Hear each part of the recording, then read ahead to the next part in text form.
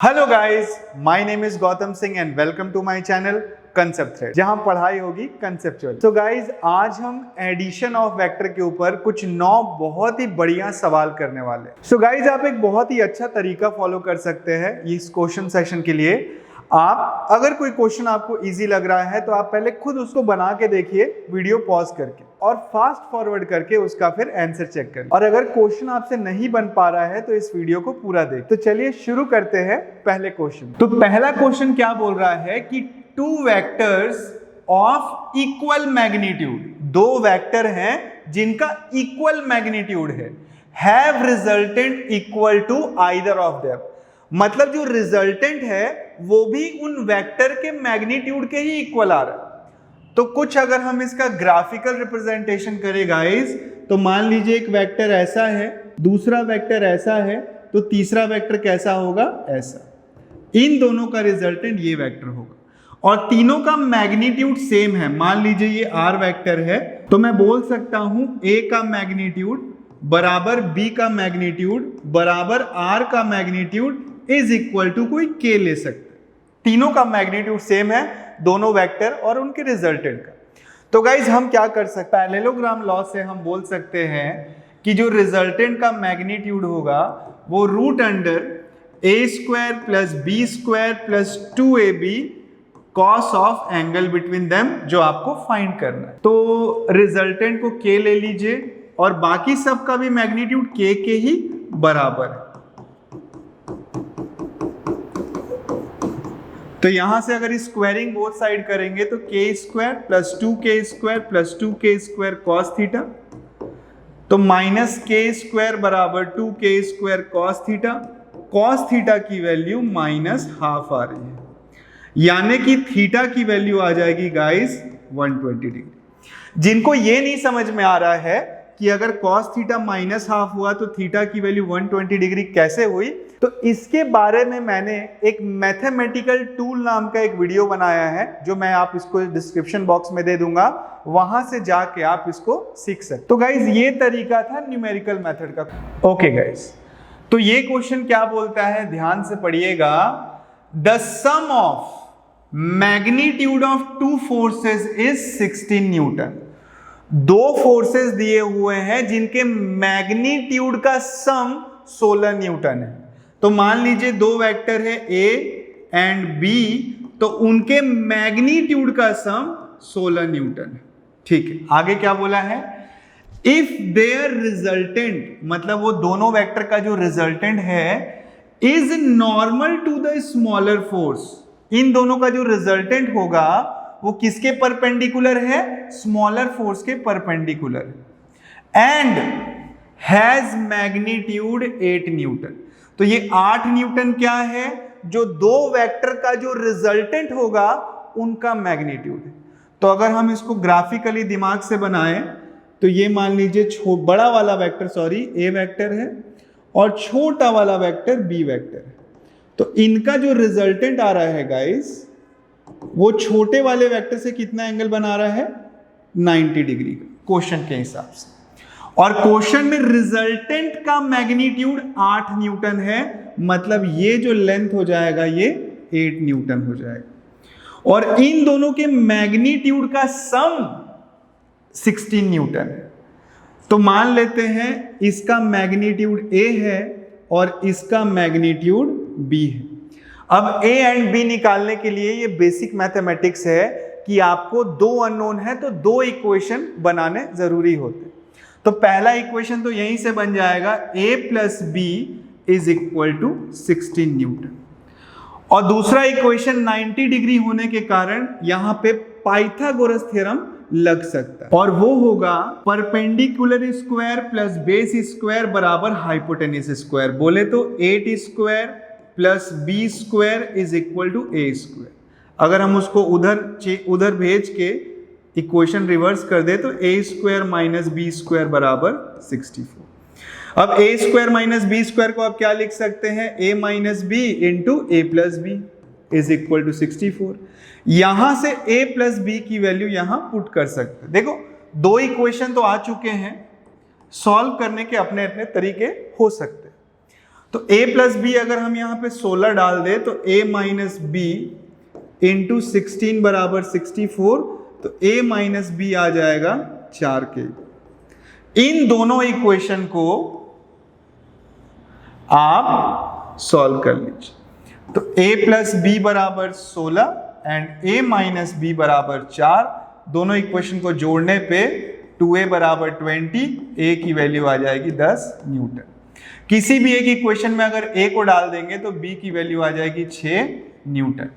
तो इसका आंसर हो जाएगा 10 and 6 न्यूटन फोर्स। तो यही इसका आंसर होगा। तो आप देख सकते हैं कि ग्राफिकल अप्रोच भी बहुत जरूरी है और वेक्टर के सवाल थोड़े कठिन जा सकते हैं। ठीक है, तो जो अभी अभी 11th क्लास में पहुंचे हैं मैं उनको बता दूं, आपको क्वेश्चन का डिफिकल्टी देख के घबराना नहीं है। 9th-10th में क्या होता है कि सारे सवाल बच्चों से बन जाते हैं, लेकिन 11th-12th क्लास में होता है कि कई बार तेज से तेज, कितना भी तेज बच्चा हो, कुछ क्वेश्चंस ऐसे होंगे जो पूरे सर के ऊपर से चले जाएंगे। तो घबराना नहीं है, जीवन में कभी भी कठिनाई आए तो उससे आदमी और मजबूत बनता है।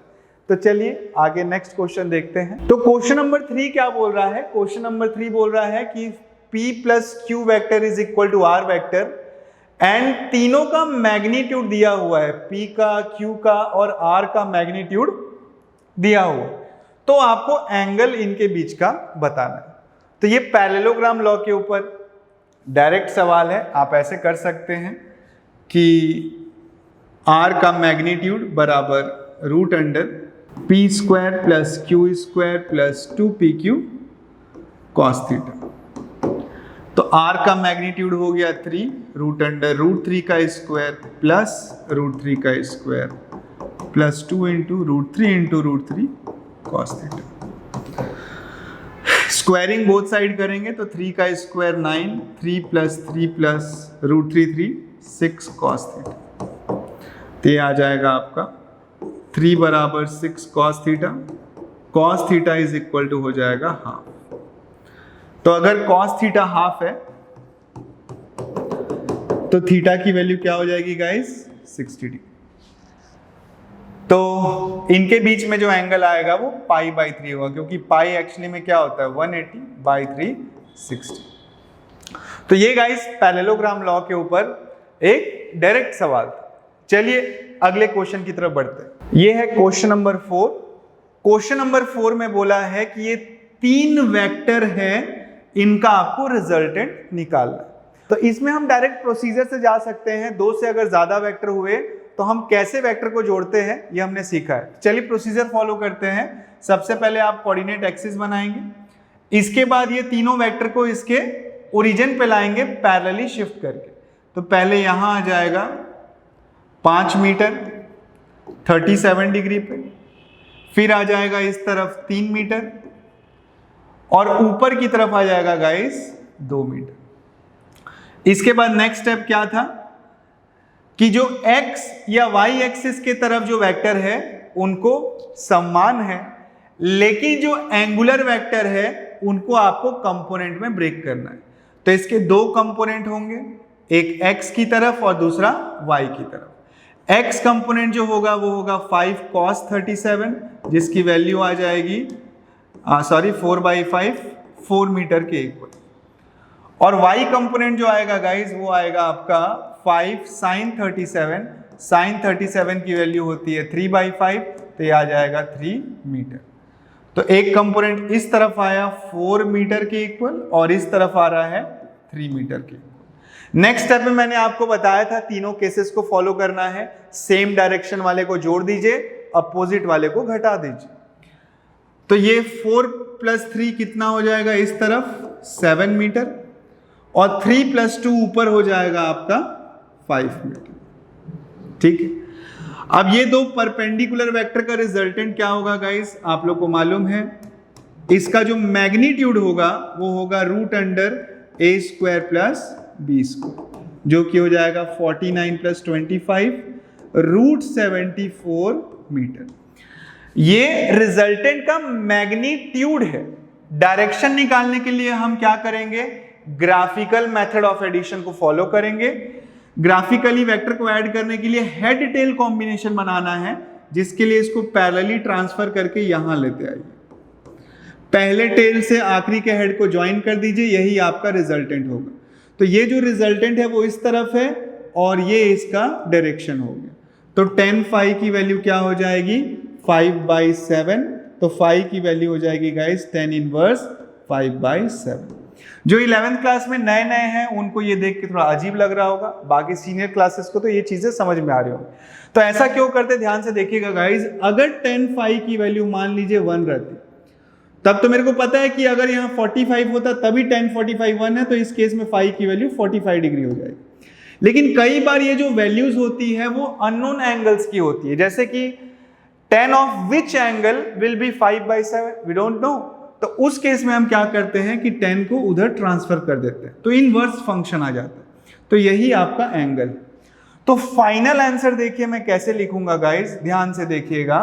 तो इसको फाइनल आंसर को मैं ऐसे लिखूंगा कि the resultant is root under 74 metre, ये मैग्नीट्यूड हो गया, ये यूनिट हो गया, और डायरेक्शन लिखेंगे इतना एंगल किसके साथ, विथ पॉजिटिव एक्स एक्सिस। लेकिन पॉजिटिव एक्स एक्सिस के साथ तो ऊपर भी एंगल बन सकता है, नीचे भी एंगल बन सकता है। तो इसके साथ साथ आपको यह भी लिखना पड़ेगा कि ये एंगल एंटी क्लॉकवाइज है कि क्लॉकवाइज है। तो एंटी क्लॉकवाइज मतलब घड़ी के उल्टे डायरेक्शन, और क्लॉकवाइज मतलब घड़ी के डायरेक्शन। तो ये जो एंगल बन रहा है वो उल्टे डायरेक्शन में बन रहा है, तो मैं बोलूंगा कि ये मैग्नीट्यूड हो गया इतना angle with positive x axis in anti clockwise direction. तो ऐसा फाइनल आंसर लिखेंगे इस सवाल का। ओके गाइस, चलिए अब हम चलते हैं क्वेश्चन नंबर 5 के तरफ। तो गाइस ये क्वेश्चन भी पिछले मेथड जैसे ही है, आप इसको बाई प्रोसीजर सॉल्व कर सकते हैं। ये 3 वेक्टर हैं, R vector, R vector, R vector, और इनके बीच का एंगल दिया हुआ है। तो जैसा हमने पिछले क्वेश्चन में देखा उसी सेम प्रोसीजर से इसका रिजल्टेंट निकाल सकते। एक शॉर्ट तरीका भी है, कैसे, ध्यान से देखिएगा। एक इंपॉर्टेंट चीज है, आपको ऑब्जर्वेशन से समझ में आ रहा होगा। मान लीजिए 2 इक्वल फोर्सेस हैं, 2 कैसे फोर्सेस हैं, इक्वल फोर्सेस हैं। तो इनका जो रिजल्टेंट होगा वो कितना एंगल बनाएगा, 45 डिग्री एंगल बनाएगा। मतलब इन दोनों का रिजल्टेंट एकदम बीचों बीच जाएगा। कैसे, इजी है, करके देख लीजिए। इनका रिजल्टेंट कैसे होगा, हेड टेल कॉम्बिनेशन बनाइए तो यही रिजल्टेंट होगा। तो ये एंगल को फाई लेके देखिए, tan phi की वैल्यू आ जाएगी f/f, बोले तो 1, तो phi की वैल्यू आ जाएगी 45 डिग्री। तो कॉमन ऑब्जर्वेशन है गाइज, और ये प्रैक्टिकल भी है कि अगर आपके 2 दोस्त आपको 90 डिग्री में इक्वल फोर्स से खींचे तो आप किधर की ओर जाएंगे, आप बीचों बीच जाएंगे एट 45 डिग्री एंगल। तो ऐसा ही हम कर सकते हैं, ये आर वेक्टर है, ये आर वेक्टर है, और 45 डिग्री में ये भी एक आर वेक्टर। तो पहले ये दोनों का रिजल्टेंट किधर आएगा, इस तरफ आएगा, और कितना आएगा निकाल के देख लीजिए। रिजल्टेंट आएगा root under r² plus r² r√2। तो इन दोनों का रिजल्टेंट इस डायरेक्शन में कितना आ रहा है, r√2, और इसी डायरेक्शन में एक और वेक्टर है r। और आपको मालूम होगा कि सेम डायरेक्शन में वेक्टर को आप सीधा सीधा जोड़ सकते हैं। तो पहले ये दोनों वेक्टर का रिजल्टेंट किस तरफ आ गया, इधर की तरफ, और फिर ये वेक्टर प्लस ये वेक्टर का जो फाइनल रिजल्टेंट आएगा वो आ जाएगा r प्लस r√2, और कितने एंगल पे, at 45 degree angle with positive x axis in anti clockwise direction.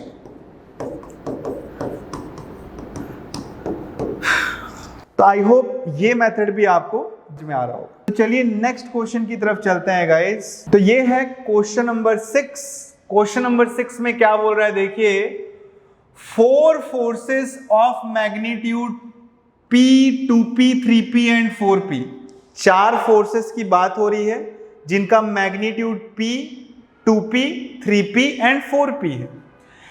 Act along the 4 side of a square ABCD in cyclic order. माने कि एक स्क्वायर है गाइस, इसी के चारों डायरेक्शन में साइक्लिक तरीके से ये फोर्स लग रहा है, मतलब P हो गया, इस तरफ 2P हो गया, नीचे की ओर 3P हो गया और इस तरफ 4P हो गया। ठीक है, इन चारों वेक्टर का आपको रिजल्टेंट निकालना है और रिजल्टेंट का केवल मैग्नीट्यूड बताना है। Use the vector to find the magnitude of the resultant force. ठीक है, रिजल्टेंट का मैग्नीट्यूड निकालना। तो अगेन प्रोसीजर वाला सवाल है, आप पहले x axis and y axis बना लीजिए, फिर ये चारों वेक्टर के टेल को ओरिजिन पे लाइए। तो पहले ये P वेक्टर किधर की ओर जाएगा, ऊपर की तरफ, ये आ गया P वेक्टर। फिर ये 4P वेक्टर इस तरफ, ये देखिए 4P वेक्टर, 2P वेक्टर इस तरफ और 3P वेक्टर नीचे की तरफ। ठीक है, फिर कंपोनेंट में ब्रेक कर दीजिए, लेकिन गुरु यहां पे कोई भी एंगुलर वेक्टर है ही नहीं, सब के सब एक्स एक्सिस या वाई एक्सिस में है, तो ये सबको समान है। फिर 3 केसेस को फॉलो करना है, सेम डायरेक्शन में जोड़ दो, तो सेम डायरेक्शन में कोई है ही नहीं, अपोजिट डायरेक्शन वाले को घटा दो, तो 3P और P का रिजल्टेंट किस तरफ आएगा, नीचे की तरफ 2P। 4P और 2P का रिजल्टेंट किधर आएगा भाई, इस तरफ आएगा 2P। इसके बाद 2 परपेंडिकुलर वेक्टर बच गए हैं, तो इनका रिजल्टेंट का जो मैग्नीट्यूड होगा वो होगा √a² प्लस b², बोले तो √2p का होल स्क्वायर प्लस 2p का होल स्क्वायर। 2p हर जगह है, तो 2p को कॉमन लेंगे तो √1 प्लस 1 ये आ जाएगा 2√2p। ओके, और ये हो जाएगा न्यूटन, क्योंकि ये फोर्स। तो यही आपका आंसर हो जाएगा। तो कुछ क्वेश्चन डायरेक्ट प्रोसीजर को भी फॉलो करके आप गाइस बना सकते हैं। चलिए नेक्स्ट क्वेश्चन की तरफ चलते हैं, क्वेश्चन नंबर 7। तो गाइस ये question number 7 I think 2019 JEE Mains में आ चुका है। तो डायरेक्ट वेक्टर के ऊपर भी कुछ सवाल आते हैं, उनमें से एक सवाल ये है, ध्यान पूर्वक पढ़ते हैं। और मैं हमेशा बोलूंगा कि वेक्टर के सवाल में ग्राफिकल, न्यूमेरिकल दोनों तरीके से आपको सोचना पड़े। ओके गाइस, तो क्वेश्चन पढ़ते हैं। The resultant of 2 forces 3P and 2P is R। तो 2 फोर्सेस हैं, एक 3P है, एक 2P है, उनका जो रिजल्टेंट है वो R। इसके बाद सवाल क्या बोल रहा है कि इफ द फर्स्ट फोर्स, ये जो पहला फोर्स है, इसको अगर हम डबल कर दे, मतलब 3P वेक्टर के जगह 6P कर दे, then the resultant is also doubled. तो उस केस में रिजल्टेंट भी डबल हो जाएगा। तो गाइस सेकंड केस में हम एंगल इनके बीच का चेंज नहीं कर रहे हैं, बस 3P को 6P बना दे रहे हैं। तो नेक्स्ट चीज ये बोल रहा है कि 3P के जगह अगर हम 6P कर दे और एंगल वही रखे जो पहले था, तो उस केस में जो रिजल्टेंट आ रहा है वो डबल आ रहा है पिछले बार से। ठीक है, तो बोला है कि इन दोनों वेक्टर के बीच का एंगल निकालो। तो मान लेते हैं एंगल थीटा है, let the angle be theta. इसके बाद हम डायरेक्ट फॉर्मूला लगाते हैं। तो R का मैग्नीट्यूड बराबर √3P का whole square plus 2P square cos theta. Squaring both side करेंगे तो R स्क्वायर बराबर 9P square plus 12P square cos theta. तो यहां से R स्क्वायर आ रहा है 13P square plus 12P square cos theta. ये आ गया पहला इक्वेशन। दूसरा इक्वेशन में अगेन पैरेललोग्राम लगाते हैं गाइस। मैग्नीट्यूड डबल हो गया है, लेकिन एंगल जो इन दोनों वेक्टर के बीच में था वो अभी भी सेम है, क्योंकि बोला है कि बस फर्स्ट वेक्टर को हम डबल कर रहे हैं, एंगल चेंज करने की बात नहीं हुई है। तो हम सेकंड केस में जब पैरेललोग्राम लगाएंगे तो 2R is equal to √6P square plus 2P square plus 2 into cos theta.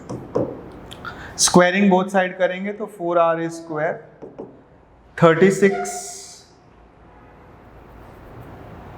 Plus 4 40 P square plus 24 P square cos theta sir not square. तो ये आ गया guys equation number 2।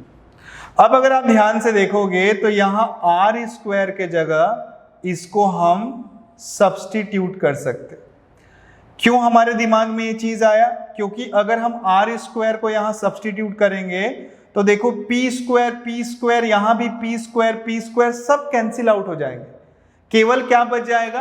Cos theta का equation बच जाएगा। तो इसीलिए हम इक्वेशन लिखने से हमारे दिमाग में ये ख्याल आया। तो अब आर स्क्वायर को यहां सब्स्टिट्यूट कर दीजिए और इक्वेशन को सॉल्व कीजिए। थोड़ा जगह बना लेते हैं गाइस। तो 4 टाइम्स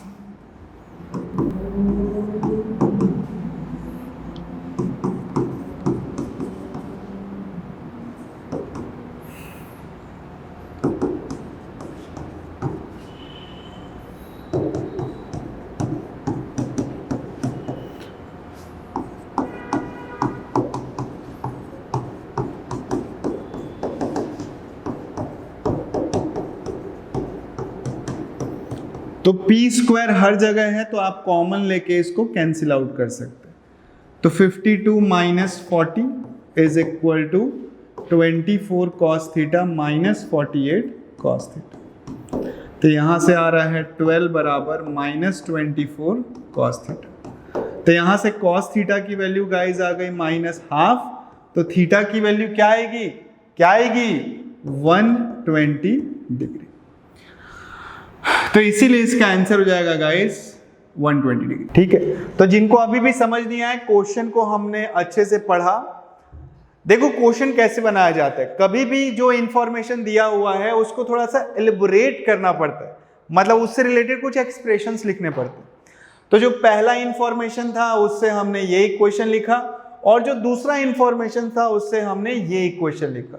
इक्वेशन को देख के समझ में आ रहा है कि अगर आर स्क्वायर के जगह हम ये डालेंगे तो सारे पी स्क्वायर कैंसिल होके कॉस थीटा में एक लीनियर इक्वेशन आ जाएगा। उसको सॉल्व करने से कॉस थीटा की वैल्यू आएगी और उससे थीटा निकल जाएगा। तो ये क्वेश्चन नंबर 8 क्या बोल रहा है देखिएगा कि the resultant of 2 vector A and B has magnitude 2 newton. मतलब ये दोनों वेक्टर का जो रिजल्टेंट होगा उसका मैग्नीट्यूड 2 न्यूटन है। तो मान लेते हैं ये ए वेक्टर है और ये बी वेक्टर है, इन्हीं का ये रिजल्टेंट है आर वेक्टर। तो रिजल्टेंट का जो मैग्नीट्यूड है वो कितना हो जाएगा? 2 न्यूटन हो जाएगा। तो जैसा आप देख सकते हैं मैंने पूरा क्वेश्चन भी नहीं पढ़ा, मैंने बस इतना क्वेश्चन पढ़ के ये वाला डायग्राम बना लिया। तो आपको भी गाइज ऐसे ही करना चाहिए, क्वेश्चन को पार्ट बाय पार्ट पढ़ के डायग्राम को बनाते जाना चाहिए और फिर आप कंसंट्रेट कर पाएंगे कि आपको निकालना क्या है। तो इसमें बोला है कि ये दोनों का जो रिजल्टेंट आया उसका मैग्नीट्यूड 2 न्यूटन है। ठीक है भैया, द मैग्नीट्यूड ऑफ ए का मैग्नीट्यूड दे रखा है 2√3 Newton and makes an angle 30 degree with the resultant. ये जो है वो रिजल्टेंट के साथ कितना एंगल बना रहा है? 30 डिग्री। ठीक है, ध्यान देने वाली बात है गाइस कि इस बार इन दोनों वेक्टर के बीच का एंगल नहीं दिया है, जो आप डायरेक्टली पैरेललोग्राम लगा सकते। पैरेललोग्राम क्या बोलता है कि अगर दो वेक्टर के बीच का एंगल पता है तो आपको अगर रिजल्टेंट का मैग्नीट्यूड निकालना है तो वो फॉर्मूला होता है। तो यहां पे ये जो एंगल है वो ए वेक्टर और रिजल्टेंट के बीच का एंगल है, रिजल्टेंट और वेक्टर ए का। उसके बाद बोल रहा है कि find the magnitude of B, मतलब इसका आपको मैग्नीट्यूड गाइस निकालना। तो गाइस इस क्वेश्चन को चलिए हम ग्राफिकली करते हैं, 9/10 के तरीके से क्वेश्चन को सॉल्व करके देखते। तो अगर मान लीजिए मैं यहां से एक परपेंडिकुलर लाइन ड्रॉ कर दूं, एक परपेंडिकुलर लाइन ऐसे ड्रॉ कर दो गाइस।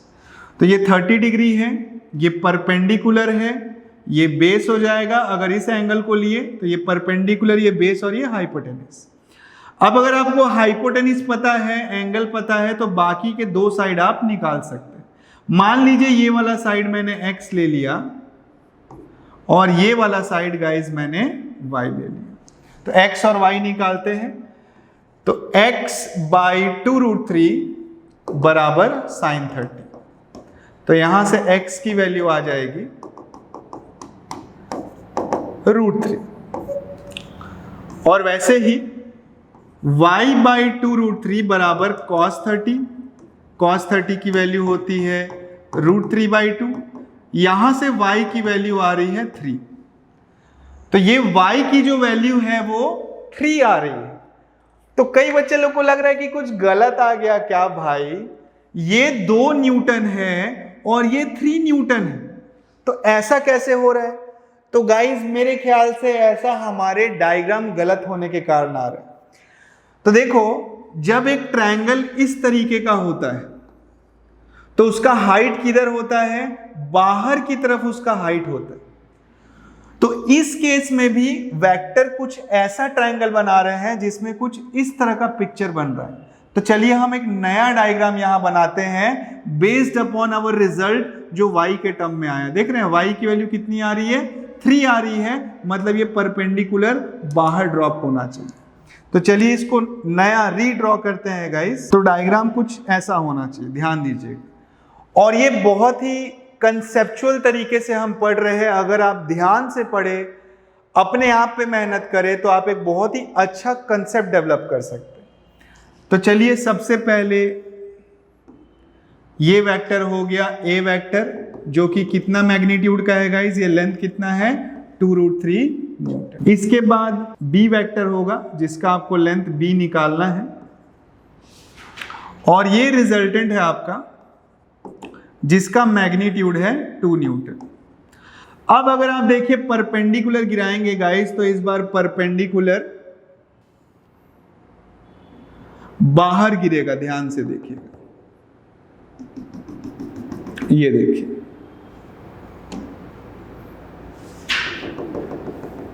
एकदम सही।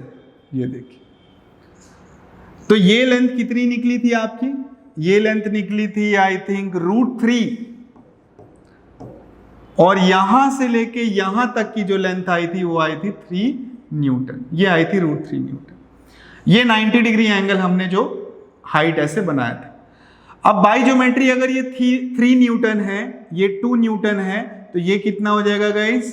ये 1 न्यूटन हो जाएगा। अब ये पाइथागोरस थ्योरम से हम b की वैल्यू निकाल सकते हैं, क्योंकि केवल मैग्नीट्यूड पूछ रहा है।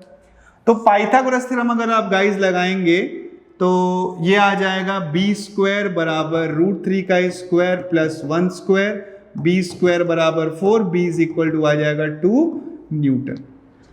तो इसका आंसर आ रहा है गाइस, जो मैग्नीट्यूड है, जो रिजल्टेंट का मैग्नीट्यूड आ रहा है वो कितना आ रहा है? 2 न्यूटन के लगभग। तो आप देख सकते हैं कि मैंने बस ग्राफिकल मेथड ऑफ एडिशन और 9/10 के ज्योमेट्री से इस क्वेश्चन को हमने सॉल्व किया। तो चलिए आगे बढ़ते हैं नेक्स्ट क्वेश्चन की तरफ। ओके गाइस, तो ये आज का आखिरी सवाल है और आई थिंक सबसे कठिन सवाल भी है। तो चलिए इस सवाल को भी हम ग्राफिकल मेथड से बताते हैं। तो ग्राफिकल मेथड हो सकता है शुरुआत में हार्ड लगे, लेकिन बहुत इजी भी है। और इसके फायदे ये हैं कि इसमें आपको ज़्यादा इक्वेशंस बनाने की जरूरत नहीं है और 9/10 के कंसेप्ट से चीज़ें हो जाती हैं। तो चलिए सवाल पढ़ते हैं और पार्ट बाय पार्ट डायग्राम बनाते चलते हैं। तो पहले पार्ट में दिया हुआ है कि the sum of 2 forces P and Q is R vector such that R vector का मैग्नीट्यूड बराबर P वेक्टर का मैग्नीट्यूड। तो एक P वेक्टर है गाइस और दूसरा है आपका Q वेक्टर।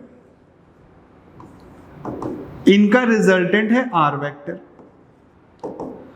और क्वेश्चन में क्या दिया हुआ है कि इन दोनों का मैग्नीट्यूड सेम है। अगर मैग्नीट्यूड सेम हुआ मतलब ये लेंथ सेम होगा। तो बेसिकली ये आइसोसेलेस ट्रायंगल बन जा रहा है। तो अगर ये एंगल मान लो फाई है तो ये एंगल भी क्या हो जाएगा? फाई। आगे क्या दिया है?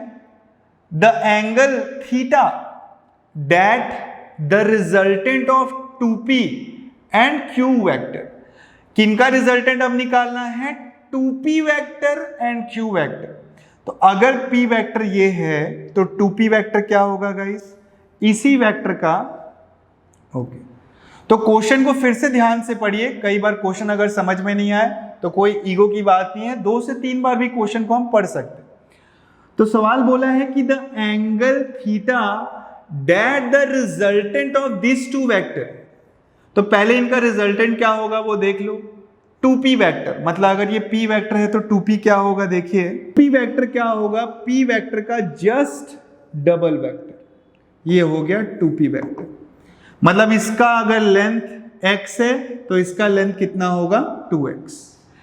एंड q वेक्टर, तो q वेक्टर मतलब इसका रिजल्टेंट और q वेक्टर का रिजल्टेंट, तो q वेक्टर तो यही होगा, डायरेक्शन सेम होगा, मैग्नीट्यूड सेम होगा, तो इसी को पैरेलली आप यहां पे ट्रांसफर कर दीजिएगा इसे, ये हो गया आपका q वेक्टर।